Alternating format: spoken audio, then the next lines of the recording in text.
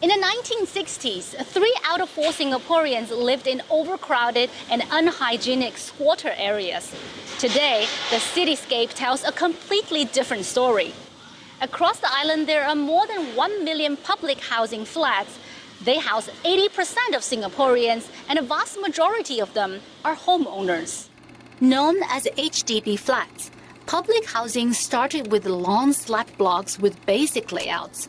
These evolved, leading to modern developments featuring executive condos, panoramic views, sky gardens, and vibrant community spaces. We did not just build housing. In the New Town, we built shops, factories, and so on, plus schools and gardens.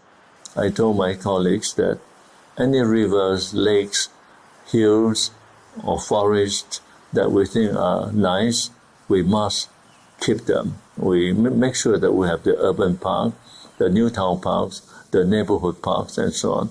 Our traffic engineer in those days, in the 70s, came up with a rail bus system. That means the train system and the bus system must be well connected.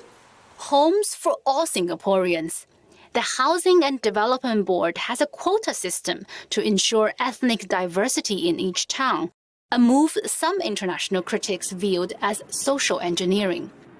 To avoid housing speculation and maintain accessibility, Singapore limits the purchase of HDB flats to citizens and permanent residents.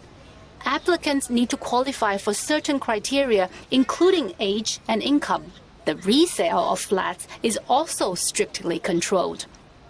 In early 2000, the BTO was introduced. So the government is going to propose that this is the land that we can potentially build. Now, based on the demand, we're going to decide whether and how much we're going to build. And also the BTO was a mechanism to particularly support the first-timer. The government or HDB will also provide a lot of grants and subsidies to first-timers. In keeping with the times, newer HDB blocks incorporate sustainable features and modifications that cater to an aging population. Despite its success, Liu Thai Ker notes that newer flats have reduced the unit size compared to the past and often require longer walks to amenities. Like most public housing systems, HDBs do have some limitations. But for younger Singaporeans, the model provides a valuable opportunity to fulfill their dream of becoming homeowners. Mirulu, CGTN, Singapore.